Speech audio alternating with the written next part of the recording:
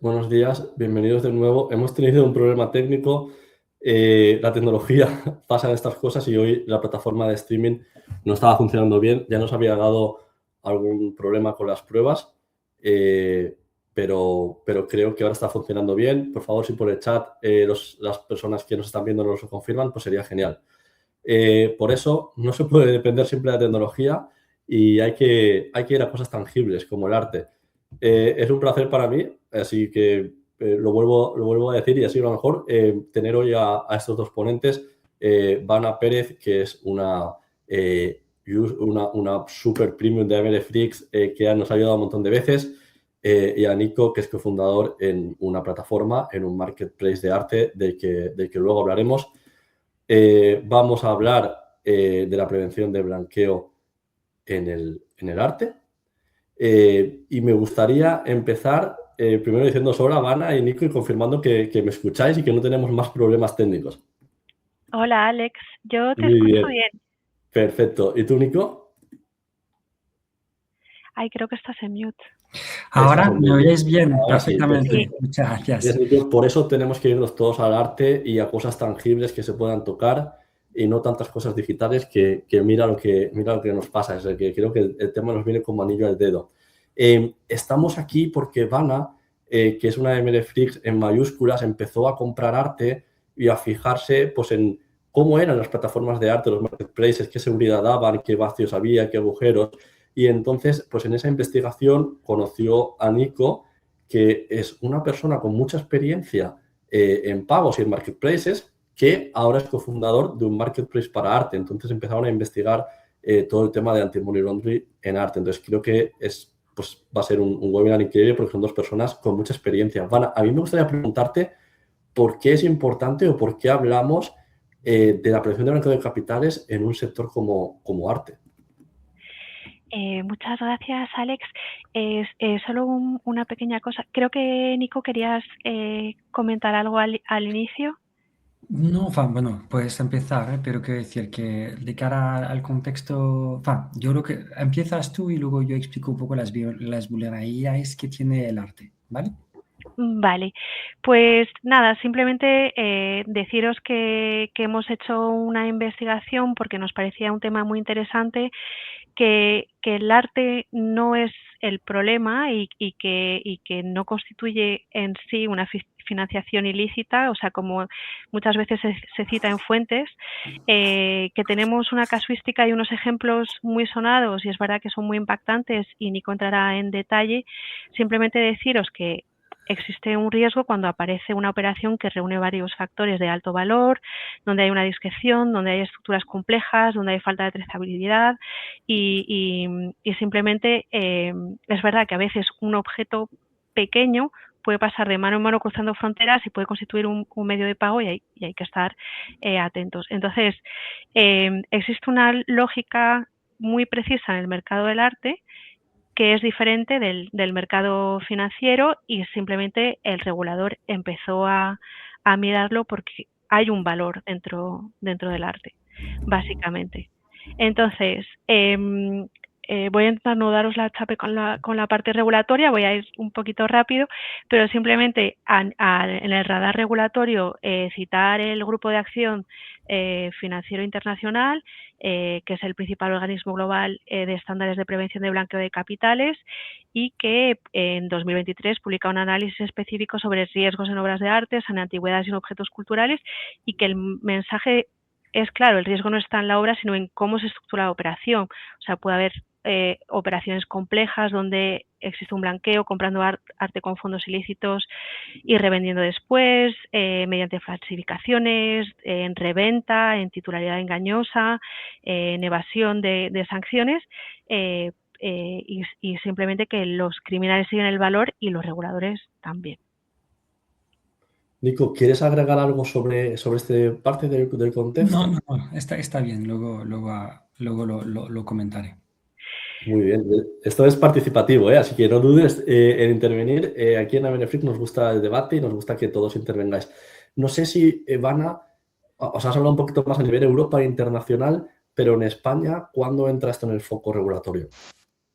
Pues efectivamente, en Europa es con la quinta Directiva Europea de Prevención de Blanqueo de Capitales, donde incluye a sujetos obligados, a personas o empresas que comercian con obras de arte, o sea, como galerías, de subastas, broker, merchant y operaciones que están vinculadas a los 10.000 euros o más. Entonces, aquí vender una obra significa también identificar al cliente, identificar al beneficiario, entender los orígenes de los fondos y en España también tenemos una ley y citar como instituciones esenciales SEPBLANC, que desempeña un papel central como unidad de inteligencia financiera y que recibe comunicaciones sospechosas, analiza información financiera, coopera con otras autoridades y fortalece el sistema preventivo. Simplemente destacar que la práctica es muy compleja y que ninguna parte ve toda la operación completa. O sea, el banco ve los pagos del comportamiento financiero, la galería ve el comprador del contexto comercial y las autoridades tienen conexiones más amplias. Por eso, recalcar que es importante, como ya le hemos dicho varias veces, la cooperación público-privada y que tiene que desarrollarse en ese sentido.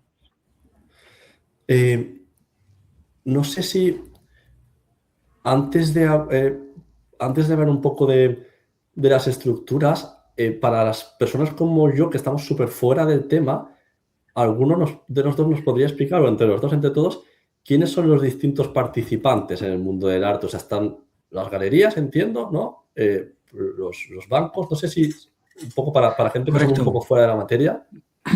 Bueno, hay muchos intermediarios y justamente es uno de las dificultades que hace que, pues, o las vulnerabilidades que puede tener el mundo del arte, ya que primero están los artistas, están los representantes de los artistas, están las galerías, están los compradores, pero también dentro de los compradores hay intermediarios que van comprando, ¿vale? Y luego puede haber también plataformas digitales que hacen la intermediación. Luego los bancos, obviamente, de todos esos usuarios que están detrás y que hace que, pues, al final puede haber muchas capas entre el artista y el comprador final de cara a una compraventa, ¿vale? Entonces, veremos justamente estos casos. Están las casas de subasta también para el mercado secundario, que es otro de los actores muy, muy importantes, que hace que también, pues, complexifica, porque no solo es un mercado primario, sino un mercado secundario, ¿vale? Oye, y en estas estructuras con tantas capas y demás, ¿quién está realmente detrás? ¿Cómo funcionan los pagos, los UBOs, ¿no? Porque quizá en esto de arte no es tan claro, ¿no? No es tan evidente como en otros sectores. No lo es, porque, bueno, primero un poco lo que decía también Dana al principio, que quiero resaltar, es que hablamos de un sector que mueve muchísimo dinero y en la mayoría de los casos no pasa absolutamente nada. Es históricamente un sector en el cual la opacidad o el anonimato es tradicional, es normal, ¿vale? ¿Por qué? Porque al final una persona que compra un cuadro no quiere desvelar y hace parte de la privacidad al final de la compra, de tener al final una colección o no. Cuando al final hay un cierto nivel de riqueza, empiezan a haber fundaciones, empieza a haber también temas de empresas pantallas o holding por un tema de optimización fiscal que interviene de cara justamente a la compra de cuadros o de arte o de antigüedades. Entonces, conocer la titularidad real de quien tiene la obra o de quien compra la obra es extremadamente complicado porque desde el principio este sector ha sido construido sobre un modelo opaco. Un modelo en el cual al final no se sabe realmente quién lo detiene, cómo lo detiene. El UBO, para los que no saben, es Ultimate Beneficiary Owner, que es lo que hace parte dentro del KYC o KYB del proceso de identificación de una persona. El UBO se aplica a entidades legales y el objetivo es que cuando hay justamente holding, unas capas importantes de empresas en distintos países, pues que la entidad regulada pueda identificar quién es la persona física que tiene más del 25% de la propiedad de la empresa. Debajo de 25%, la ley, hasta que yo sepa, que a lo mejor pues, sé que ha habido modificaciones hasta el 10% en algunos casos, no requiere que sepamos a quién pertenece básicamente la empresa. Entonces, cuando hablamos de los pagos, y ahí me refiero a mi experiencia anterior, que está en MongoPay, la pasarela de pago que trabaja como entidad de dinero electrónico, regulado por el Banco de España, regulado por la CSSF en Luxemburgo. Cuando una plataforma hace una intermediación, tiene obligación de tener un KYC, un KYB, y de saber quién es el VO de la empresa que va al final vendiendo un servicio o un producto. El comprador no es realmente donde realmente se requiere este VO. Lo que sí necesitamos saber es quién lo vende.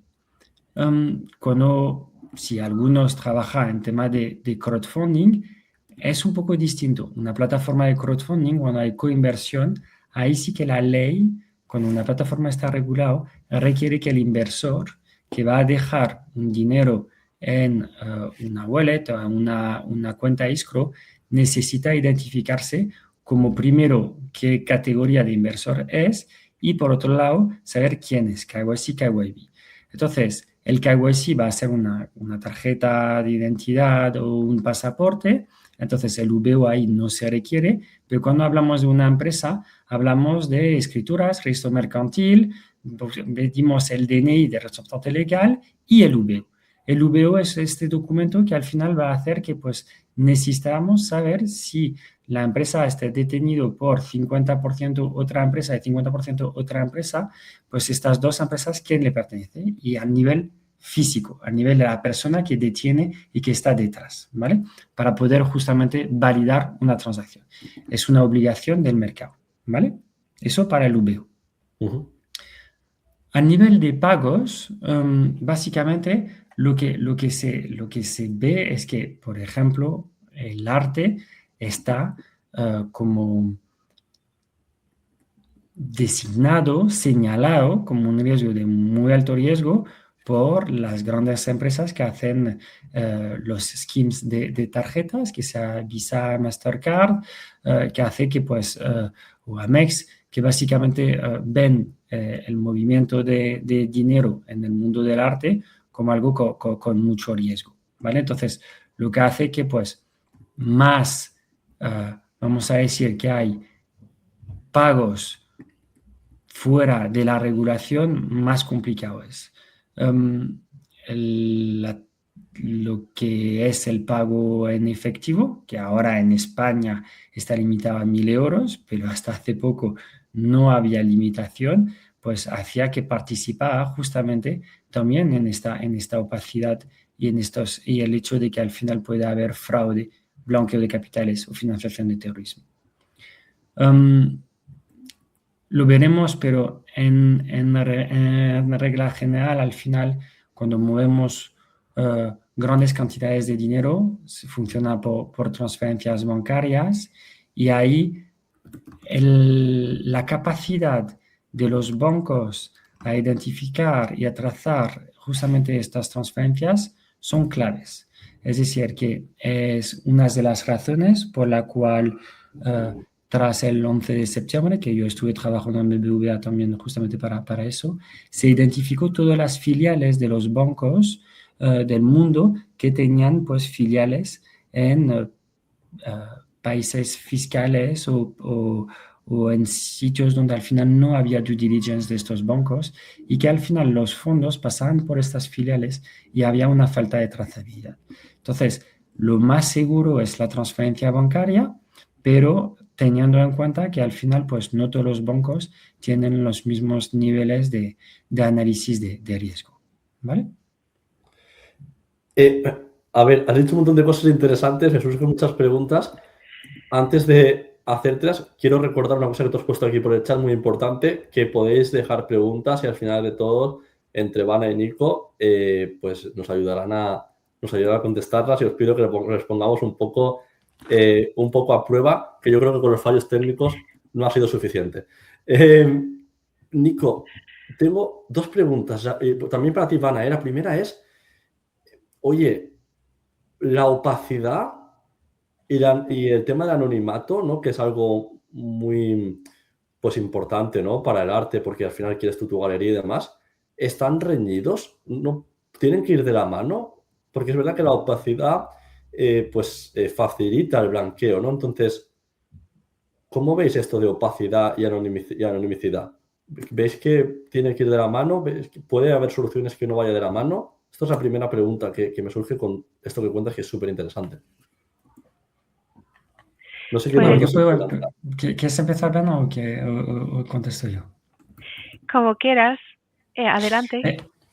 Bueno, el tema es que, bueno, la opacidad es que básicamente, como el arte, como lo decía Bana, es algo tangible, que se toca, que puede moverse, al final que hay guerras, hay conflictos, al final tener la trazabilidad de estos objetos, al final de estas obras, es muy complicado. Entonces es fácil falsificar obras porque a través de estos conflictos y estas guerras, pues hace que pues, podemos perder la trazabilidad. Se sabe que al final hay muchos, durante la Segunda Guerra Mundial, que hay muchas obras en París que robaron por los nazis y que fueron enviadas en todo el mundo. Lo que hace que justamente venimos a otra parte de la vulnerabilidad del mundo del arte, que es la globalización. El hecho de que al final estamos delante desde el principio de un mundo global. Global cuando solo era europea, pero al final ya las obras de arte se movían de un país a otro, yo hablo de hace 400 años, pero al final ahora en este mundo global es una de las vamos a decir, de los objetos, de las cosas tangibles que más viaja en el mundo, o porque los museos los quieren exponer, o porque al final pues hay gente que tiene un patrimonio muy importante y que tienen casas en todo el mundo y que va a hacer que pues las obras se encuentran en un sitio totalmente distinto. Y luego hay otro tema que no hemos comentado, que es la subjetividad de la valoración. Estamos hablando de un objeto que no tiene valor en sí, tiene el valor que al final un comprador está dispuesto a pagar. Y eso hace que es pan para los fraudsters, para al final el fraude y para al final la falsificación, porque al final, pues, y veremos algunos casos, que a partir del momento que no hay un mercado regulado que dice que un Picasso de 1 metro por 1 metro vale tanto, este valor cambia y hace que es muy fácil tener unas transacciones de alto nivel y sin poder trazarlo, ¿vale? Hay algunas páginas ahora que trazan los precios en mercado secundario, pero es muy complejo, muy complicado al final tener un valor. No se sabe cuánto vale un Picasso. Son millones, pero ¿cuántos? ¿Vale? Entonces, eso es mi parte de la respuesta. Ivana, ¿quieres preguntar a Nico? Sí, que también estuvimos hablando con Nico de la parte de la titularidad, que justamente preguntabas acerca de eso, Alex. Y es que no existe una base de datos, no existe un registro global único, como existe a lo mejor un registro de la propiedad, donde se sabe quién es el titular, a nivel de transmisiones, se saben las cargas. No existe esa base de datos en el mundo del arte. Entonces, hay que hacer un análisis exhaustivo para entender cuál es la lógica económica detrás de una transacción de arte. Y es un proceso complejo, que puede ser complejo. Otra cosa que me surge con lo que contáis y me llama mucho la atención es, y dime si lo he entendido bien, Nico, que o sea, es el vendedor el que se mira y no el comprador a la hora de PVC. A lo mejor yo lo he entendido mal, pero... Sí, no, en un tema de plataformas digitales, Ajá. al final depende del tipo de contrato que tienen las plataformas y de la solución de pago que hay detrás. Pero para evitar la fricción al nivel del pago, lo que hace es que el comprador no se le identifica. ¿Por qué? Porque de una forma, al final, en el mercado de pago digital, lo que se considera es que al final, si se mete dinero que al final no sea lícito, no Ujú. pasa nada. El problema es cuando al final sale de la plataforma. El problema entonces es el vendedor. Entonces, en estas plataformas digitales, el riesgo es cuando al final el comprador y el vendedor están compinchados y que al final o son las mismas personas o se conocen y hacen que al final usan plataformas digitales para blanquear capitales y al final parece una transacción lícita cuando no lo es. De nuevo, depende mucho de la legislación del país, del tipo de plataforma que es y del proveedor de pago que hay debajo. Vale. Entonces esto sería más quizá de los digitales, ¿no? Pero entiendo que si vas a comprar un cuadro de 1,5 millones, No te sí que piden, no te piden tu DNI. me sorprende mucho. Es súper interesante, ¿eh? Te O va a sea, pedir la entiendo algo, dirección donde la envías y como puede ser también un puerto franco, no pasa nada. pero estamos de acuerdo en que esto ayuda al blanqueo, ¿no? Totalmente. Vale. No esperaba esta Sí, respuesta, ¿eh? estamos De de acuerdo, verdad. Alex. Son las Que cosas hay, de que hay, directo. Sí. Tú puedes entrar en una galería, tener una tarjeta, una Black, que al final Ujú, tiene un fondo ilimitado, ujú. pagar tu obra 25.000 euros y salir con el cuadro. Vale. Pues es una idea para, es una idea para quien, esperemos que no, quiera hacer estas cosas. No sé, Vana, si quieres complementar algo.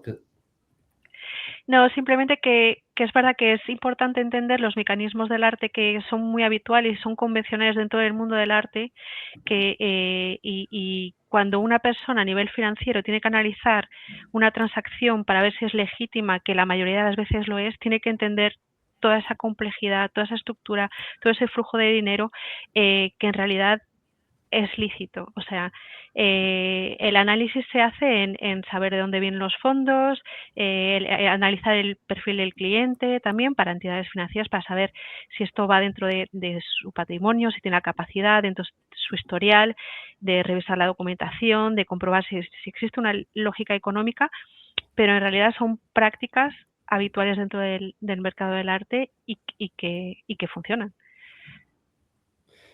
Entiendo que, y ahora vamos a entrar en los ejemplos, que es lo más interesante, pero entiendo que, pues a diferencia de cualquier otro, pues otro sector, ¿no? La única diferencia a la hora de analizar una operación, o sea, de analizar un KYC, es que entiendo que también se analiza el valor del activo, ¿no? O sea, el valor, si cuadra la obra, pero el resto es lo mismo, origen de los fondos, el vendedor, tal. Entiendo que ahí sí, ¿no? O sea, Se analiza, sí, una lógica económica. La investigación se empieza cuando se detectan indicios o sea, de red flags, que en algún momento también teníamos pensado hablarlos sí. y entonces, pero sí, se hace un análisis de todo, o sea, de... Sí, es que no sé si he contestado a tu pregunta. Bueno, o sea, era una pregunta abierta. Y la última cosa que me surge antes de entrar a los casos prácticos es, ¿y qué pasa con el efectivo? Pues que no hay trazabilidad. Pero pero Entonces, ¿se permite el efectivo en las galerías de arte, por ejemplo? No, pero es muy común, incluso. muy común. Vale, o sea, no, tenéis que perdonarme porque la mayoría de la gente que me escribe aquí, o sea, esto me lo están escribiendo aquí por WhatsApp, o sea, la mayoría de la gente que estamos viendo esto, o sea, están aquí conectados porque les parece un sector súper diferente a lo que tratan habitualmente, ¿no? Que es un Totalmente. sector Ah, financiero, Totalmente, súper sí. común. y tienen preguntas, tenemos preguntas súper interesantes, pero muy básicas probablemente para vosotros que habéis investigado, ¿no? Entonces me preguntan, oye, ¿pero qué pasa con el efectivo? Porque yo no puedo comprar un coche a lo mejor por 20.000 euros en efectivo, pero puedo ir a un... Se puedo ir a una galería. podía, ahora no, porque Ahora está no. la ley que ahora no, porque está como todo, al final no Vale, puedes pagar más de 1.000 euros, vale, vale, vale, ¿vale? vale. Pero, ¿qué pasa si? Y es ahí es que es interesante la subjetividad del valor del arte. ¿Qué pasa si yo te compro un cuadro 900 euros en efectivo y mañana vale 15.000? Y en vez de comprar uno, compro 20. Hombre, pues pasa que, claro, es eso de arte. La subjetividad del valor del activo hace que pues sea más fácil hacer este tipo de cosas, ¿Vale? claramente. Es decir, que entonces los 1.000 euros reduce mucho, pero los de 1.000 euros llevamos ¿qué? 2, 3 años con eso. Antes, ¿cuánto está el tope? Lo mismo. Al final se está limitando y se está regulando poco a poco. Pero históricamente, al final, lo que podemos ver, por ejemplo, no es uno de los casos que queríamos hablar, pero ¿qué pasa si, por ejemplo, que es una de las cosas que se habla en una de las casas de subasta de España, de un artista español que vende por más de 1.000.000 euros un cuadro que unos meses antes vale 100.000? ¡Wow! ¡Qué bien! Ha multiplicado por 10 su valor, ¿vale? La casa de subasta hace que multiplica por 10 su valor. Lo compra un fondo soberano de otro país, ¿vale? Lo que se dice es que realmente lo que ha comprado el fondo soberano no solo es esta obra, son las 9 que también ha regalado el artista al lado.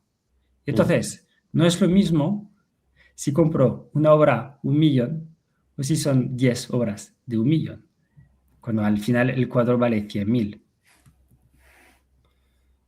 Claro, es un sistema de inflar los precios y el valor del artista en el mercado. Vale. Oye, si queréis, como MLFlix es un lugar práctico y tenemos un montón de ejemplos muy llamativos y prácticos, Nico, no sé si quieres presentarnos el primer ejemplo para aterrizar esto con un caso práctico. Sí, bueno, pues queríamos presentaros el caso de la Galería Knoedler. Es una de las galerías más antiguas de Nueva York, ¿vale? Fue fundada en 1846. Y entonces cayó en 2011 porque ha vendido por 80 millones de dólares obras falsas, ¿vale? Entonces, ¿cómo es posible?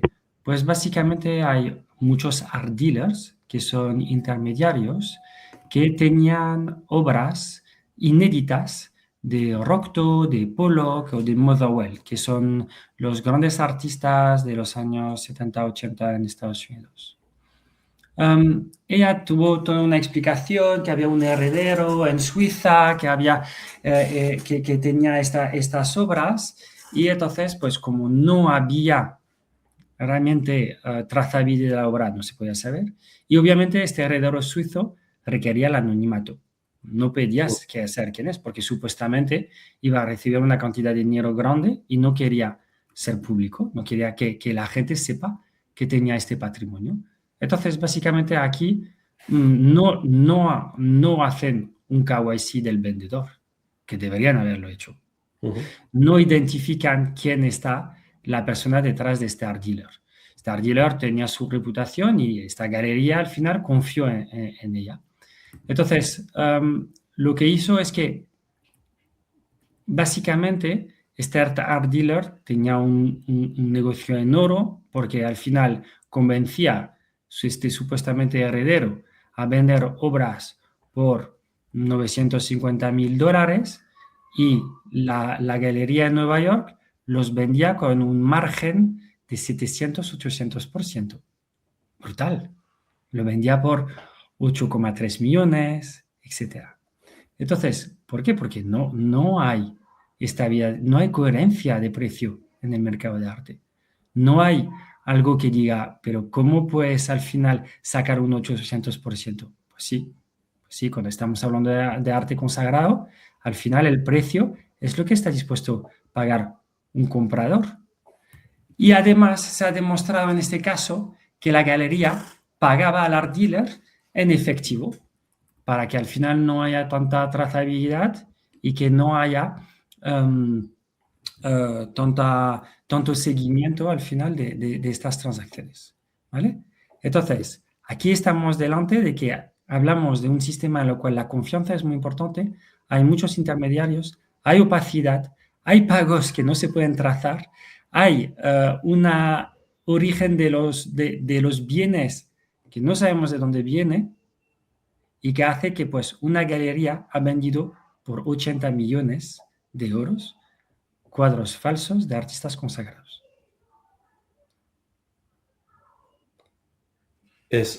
O sea, estoy pensando porque es fascinante, ¿eh? O sea, me parece un mecanismo...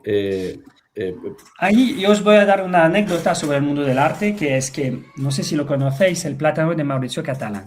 Maurizio Catalán es un artista italiano contemporáneo, que él lo que dice es justamente que en el arte contemporáneo, es el hecho que no haya coherencia de mercado, hace que unos pocos deciden de los precios. ¿Qué hizo? Él no quiere ir a galería a ferias, durante 4 o 5 años, se negaba a ir al final a lo que para él era un circo. Y una galería le animó a ir a Art Basel Miami, que es una de las ferias más importantes del mundo. Él escribió su obra. La obra de Maurizio Catalán es un papel en el cual explica la experimentación. Su experimentación es que entra en Art Basel Miami y va donde tiene su obra, va enfrente de Art Basel Miami a un supermercado, compra un plátano por $1 y le pega a la pared con una cinta. Y dice, esta obra vale $120,000. ¿Por qué? Porque al final es algo que es pericioso, que se va a pudrir, ¿vale? Y como yo no creo que hay coherencia de mercado, alguien me lo va a comprar por $120,000. Alguien la ha comprado, no solo el plátano, sino al final la hoja, el papel donde explica este proceso. Alguien le compra el plátano por $120,000.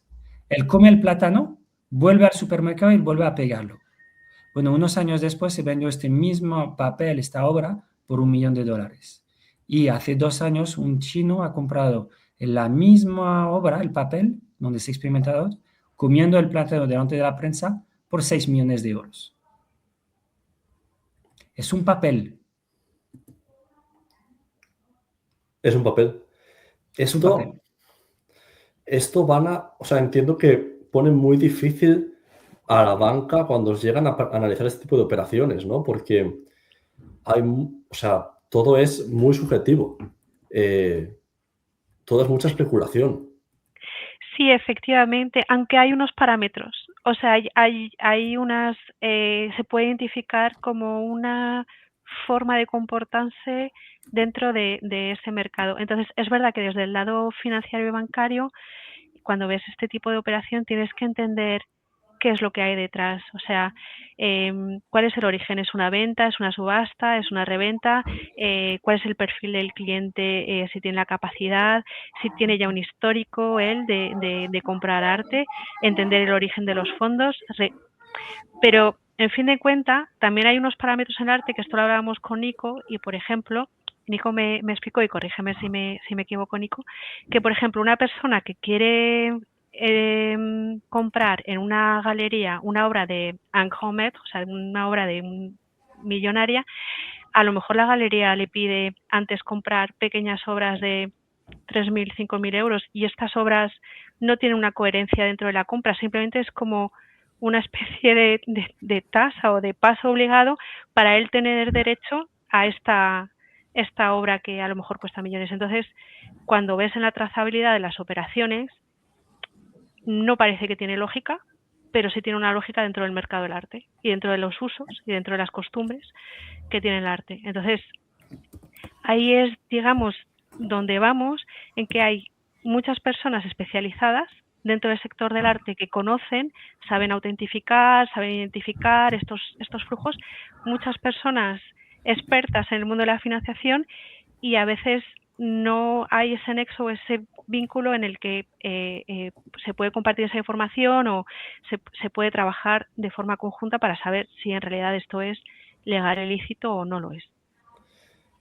Y la banca entiendo que tiene equipos especializados para esto, ¿no? Porque tienes que conocer muy bien la idiosincrasia del arte, de cómo se mueve y demás, para entender si una operación de este tipo pues tiene sentido dentro del contexto de la industria, ¿no? Claro, o sea, lo importante es no parar una operación que tenga lógica. ¿Qué pasa, Nico? No, que estoy viendo un comentario de Juan Carlos Sí. que se va a comprar plátanos. Perdón. Entonces, o sea, lo importante en la prevención de fraude y del blanqueo es no parar algo por pararlo, o sea, no crear fricción, no ser un blocker, pero tener elementos de identificar y patrones para comprobar si esto corresponde a una lógica de mercado. Entonces, los red flag del cliente, pues que hay que mirar cuando un perfil económico no encaja en la operación o cuando no hay capacidad de adquirir activos de alto valor o es un activo que de repente mueve importes muy elevados o que el cliente no quiere facilitar cierta información básica o que cambia su narrativa. Entonces, eso puede ser un red flag que podría dar pie a investigación. Y hay otros, o sea, el dinero tiene que seguir una lógica. O sea, no puede haber terceros no relacionados, una fragmentación de los importes, que generalmente suele ser un signo de blanqueo, o uso de múltiples cuentas cuando no viene a cuento, fondos llegando desde jurisdicciones no conectadas con la operación. Entonces, eso es un red flag en el pago, y los hay estructurales, cuando de repente la operación es demasiado compleja de lo que se necesita, cuando intervienen varias capas societarias, trust, holding, intermediarios múltiples, y que no se puede identificar al beneficiario real. Entonces, esos son indicativos efectivamente que pueden llevar a una investigación mayor, al igual que cuando la operación no responde a la lógica de mercado, o sea, una urgencia muy extrema, un precio claramente por encima o por debajo del mercado, que a veces detrás de ese precio hay una estrategia o hay una razón, o esa persona acaba de estar en la Feria del Arte y de repente tiene otro valor, pero hay que saber en el mercado a nivel comercial si eso tiene una lógica, si hay de verdad un interés por la obra o si no es simplemente mover dinero. Y luego, pues a nivel documental, pues se puede pedir información de facturas, si se ven que las facturas no son coherentes, son inconsistentes, están incompletas, o si hay documentación que a veces está falsificada. Entonces hay maneras de comprobarlo, y nosotros en realidad no investigamos el arte, o la pintura o el objeto del arte, sino las incoherencias que hay alrededor de ella. Y si hay una historia detrás, si esa tiene sentido. Entonces, sí. Claro, porque entiendo que estoy aquí intentando entender en tiempo real, ¿eh? Entiendo que, dado la dificultad de entender el valor del plátano, ¿no? Del activo, porque ya lo hemos visto, os enfocáis en si lo que envuelve al plátano, o sea, el pagador, las estructuras, el origen de los fondos, el histórico tal, encaja, ¿no? Y dejáis Eso de un es. lado el activo. Exacto. O sea, es que creo que lo has resumido muy bien. O sea, el mercado del arte seguirá siendo exclusivo, seguirá siendo sofisticado y valioso, hay que entenderlo, y cada vez será más transparente y estará más profesionalizado, y simplemente nosotros no investigamos tanto el arte como las operaciones que hay detrás. Exacto, porque al final no se puede, y es una de las cosas que comentaba Rafael y María Cristina, no todo es pura especulación, no es así, y el valor del arte es complicado, pero reside en 4 criterios. Hay la estética, la conexión, la calidad artística y el potencial de realización. Entonces, este valor artístico va fluctuando, es subjetivo al gusto que puede tener. Y hay que recordar que, por ejemplo, durante mucho tiempo un Picasso era horrible. O un Monet, un Manet, un expresionismo es horrible. Ha sido empezar a ser bonito porque apareció la fotografía y que había que expresar es el expresionismo y el impresionismo a través de colores y de luz, ¿vale? Entonces, el tema del valor es que el arte en sí es que aporta valor. Entonces, ¿cuál es este valor económico? Es que al final no se puede vincular el sistema tan tangible y estructurado que tenemos a nivel financiero y bancario con lo que representa el arte, que sea el arte formal o el arte conceptual, ¿vale? Entonces, no todo es pura especulación, María. Eso lo podemos ver en el caso de Sideshow o otros ejemplos. Sí. ¿Queréis que pasemos al siguiente ejemplo? Porque es verdad que es un tema muy interesante. Yo estoy aprendiendo y veo que más o menos lo interiorizo bien, pero es un tema que podemos estar aquí horas y que seguro que repetiremos. ¿Quieres contarnos otro caso? Vale.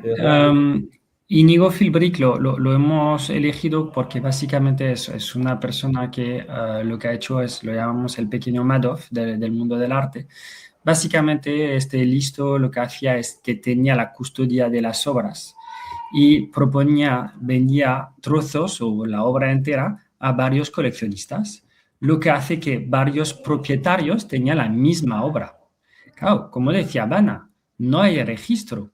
Y sí que hay unos certificados de autenticidad y certificados de titularidad, pero es tan fácil como un papel al final falsificarlo, que al final lo que ha pasado es que tenías 4 o 5 coleccionistas que tenían la misma obra.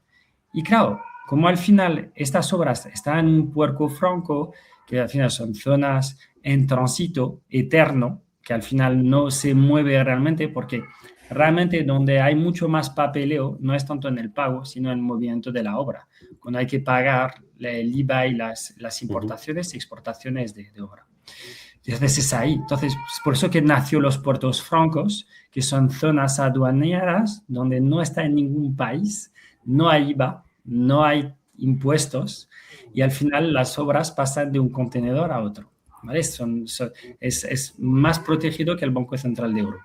Se dice que incluso es el museo más grande de Picasso, el Puerto Franco de Ginebra, por ejemplo. Entonces, este tío, listo, lo que ha hecho es vender varias veces estas mismas piezas a gente que le da confianza. Entonces, no hay un registro único. Luego, no había verificación básicamente de a quién lo vendía. La gente al final compraba, pero no se pregunta a quién lo compraba, que es otro problema. Y obviamente pues no hay ninguna ubicación física con obra, no hay una custodia donde al final el sector no está regulado. Claro, nadie está preguntando, el Guernica sabemos todos que está en la Reina Sofía, pero y todos los otros cuadros de Picasso los tenemos ubicados, sabemos con dirección y números dónde están. No, es imposible. Entonces eso ha permitido básicamente hacer que pues este tío además inflaba los precios porque al final lo vendía a otros precios que realmente era y que hace que pues ha cobrado mucho dinero por varias personas. Bueno, obviamente está en la cárcel este señor. Interesante. Vana, ¿quieres agregar algo sobre este caso? Sobre este caso no en especial, simplemente creo que nos queda poco tiempo y sí. Yo en mi camino de investigación, donde he estado comprando arte a través de plataformas de eBay que estaban en UK, en subastas, online o presenciales, llegué a Saiso Art, donde, bueno, Nico nos lo va a explicar mejor, pero llegué a Saiso como compradora, como coleccionista, y cosas que me gustaron fue que había una entrevista dentro de lo que es el perfil del comprador, qué es lo que yo estaba buscando, si yo estaba buscando una inversión, si estaba buscando decoración, qué era lo que me gustaba, y entonces se me presentaron artistas y claro, hice la pregunta sobre los medios de pago, que ahí me dieron mucha seguridad en cómo se hacía y todo también un criterio de determinación de los precios, cómo se establecen. Pero tal vez, Nico, tú lo puedas explicar mejor. Bueno, básicamente Sideshow es una infraestructura que se basa en un modelo de marketplace que tiene como objetivo ayudar al coleccionista, el amante de arte, a comprar arte con criterio y con seguridad. Entonces, el fundador vino de la banca de fusión-adquisición y se dio cuenta de que había dos problemáticas importantes en el mercado de arte que hemos comentado hoy. La primera es cómo puedo medir la calidad de un artista, y principalmente artista emergente. Cómo al final puedo detectar si al final es un artista que merece la pena. Entonces, nosotros hemos parametrizado la calidad artística en unos 60 parámetros que nos permite saber si, pues, cómo está usando el color, la forma, la textura, los trazos, desde un punto de vista formal, conceptual, si tiene coherencia, si tiene innovación este artista. Lo que nos permite, dentro de, si os recordáis, los 4 criterios como valorar el arte y como no verlo como un bien especulativo, pues la calidad técnica es algo que es objetivo. Es objetivo la calidad técnica. Lo que no es si gusta o no. La estética es subjetiva. La conectividad que puedo tener con la obra o con el arte o con el artista es subjetiva. Pero la calidad que se usa para ejecutar esta obra de arte y el problema y la solución que está dando este artista sí que es objetivizada. El segundo pilar fue justamente el precio. ¿Cómo es posible que todavía en 2026, bueno, en este caso era 2016, no existiese una plataforma como al final la bolsa, un mercado cotizado, donde al final el precio es transparente? Es exactamente lo que hemos creado, que básicamente el artista que entra en el mercado Sideshow se le da un valor para empezar en función de la calidad artística que tiene y de las 20 o 30 últimas facturas con un comprobante bancario que demuestra que al final está a estos niveles de precio, y a partir de ahí lo dejamos en el mercado, en la oferta y la demanda. Si el artista vende, su valor sube. Si el artista no vende, su valor baja.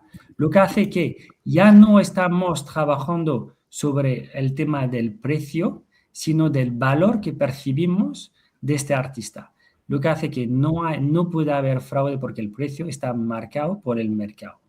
No puede haber fraude porque al final cada coleccionista está acompañado por un advisor. Un advisor que básicamente está aquí para entender, como decía Vanna, los objetivos de la persona, que puede ser decorar, puede ser coleccionar, puede ser invertir. Los artistas, no es un marketplace generalista, sino que es lo que llamamos un managed marketplace. Es decir, que solo hay unos 100 artistas, todos los artistas tienen ojos y cara, tienen una cuenta bancaria verificada, tienen entrevistas, tienen al final un análisis cualitativo que nos permite justamente rellenar estos informarios y que hace que es imposible que un coleccionista se haga pasar por un artista y usar nuestra plataforma para blanquear capitales, como puede ser perfectamente en cualquier plataforma de mercado secundario que podemos imaginar, sin dar ningún nombre, en lo cual el mismo comprador, el mismo vendedor puede ser o amigos o puede ser la misma persona y al final blanquear capitales a través de eso, ¿vale? Como estamos hablando de importes altos, de lujo, al final es algo que atrae mucho, porque al final hablamos de mucho dinero, entonces claro que hace que pues, pueda haber un interés. Luego nosotros trazamos obviamente la ubicación y la pertenencia de todas las obras que al final se venden en el mercado Sideshow, ya que ofrecemos el mercado primario, pero también el mercado secundario. Lo que hace que en cualquier momento hemos creado nuestro propio registro que hace que, pues, si mañana la CNMV le gustaría regular Sideshow, lo podía hacer, ¿vale? Como al final sería un mercado de stock options del IBEX 35 o del CAC 40 en Francia. Hoy es muy interesante cómo lo digital también puede ayudar a resolver algunos de estos retos. ¿Os parece bien? Tenemos más material, pero como son las 7 y hay preguntas, bueno, las 7:01, ¿os parece bien que saltemos a las preguntas? Vanna y Nico y Vanna. Sí, por supuesto. Vale. Juan Carlos preguntaba acerca del pago de estas obras, ¿no? Oye, esto lleva, o sea, el pago de una obra de arte, yo voy a comprar una obra de arte y este pago llega a una cuenta bancaria de la galería o no.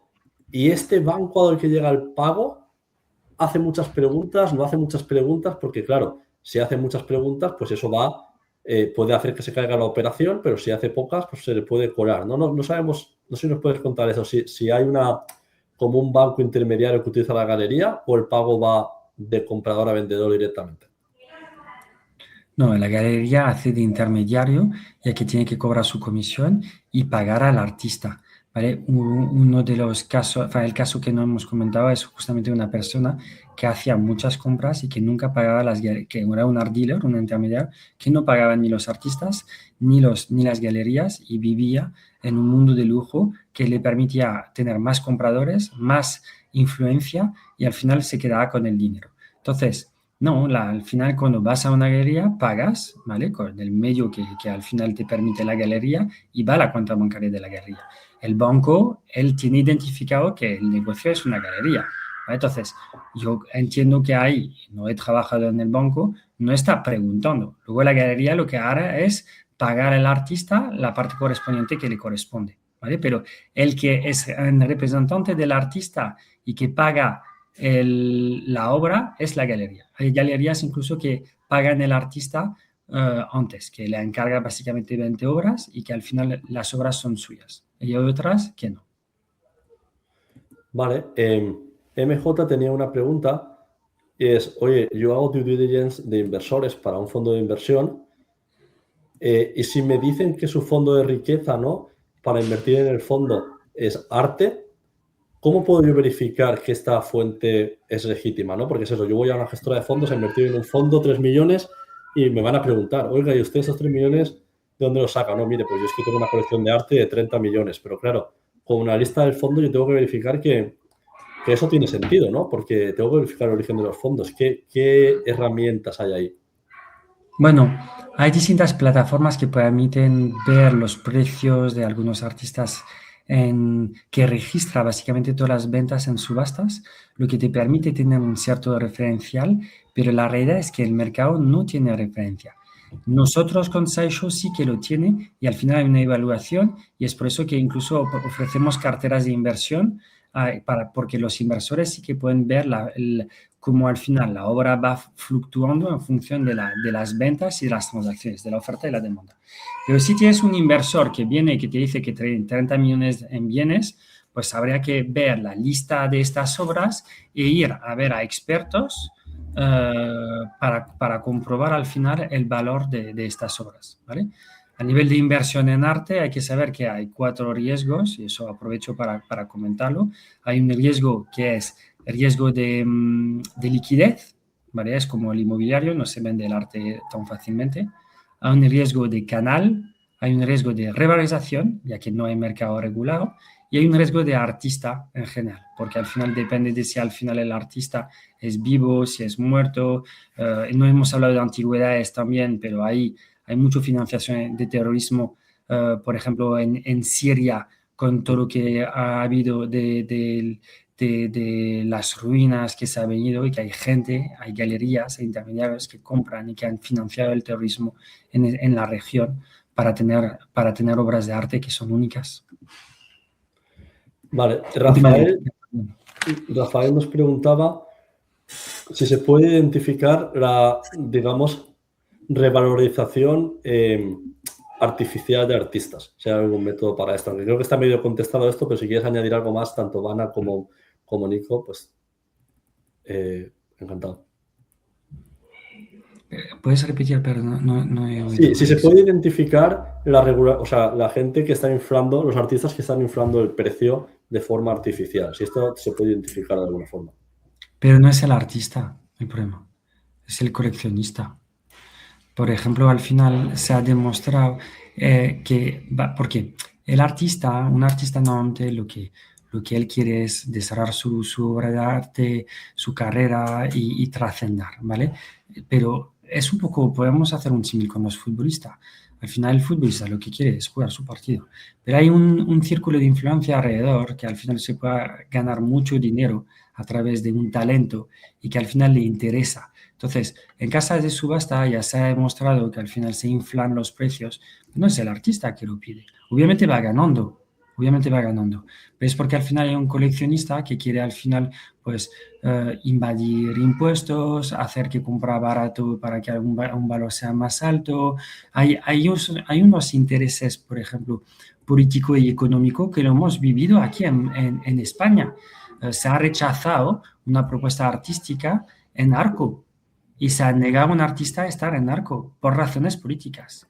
No sabes, es un mundo que es opaco y hay muchos intereses económicos, políticos detrás que hace que es que el artista es el juguete de este mundo. Eso es interesante, la verdad. El artista es... Sí, perdona, Vana, que querías añadir algo. Sí, no, volver sobre también la pregunta anterior y sobre un poco la estimación y la veracidad de unos fondos. Es importante evaluar si la titularidad está clara, o sea, si no hay robos, si no hay reclamaciones, o sea, verificar la autenticidad y la valoración. También irse a los seguros. Los seguros ya han hecho una valoración de esos activos artísticos y pueden dar una estimación real de lo que es. Sí, es cierto que los seguros es otra capa, imagino, importante de este sector que no nos ha dado tiempo. Que no nos ha dado tiempo a comentar. Por aquí María Cristina te preguntaba, Nico, si en Seixo hacéis el KYC de todos los compradores. Nosotros pedimos el DNI de todos los compradores porque emitimos factura a todas las compras. Entonces, para la trazabilidad, al final necesitamos tener el DNI, nombre, apellidos, número de teléfono e email. Pero de nuevo, lo que os decía antes, ¿vale?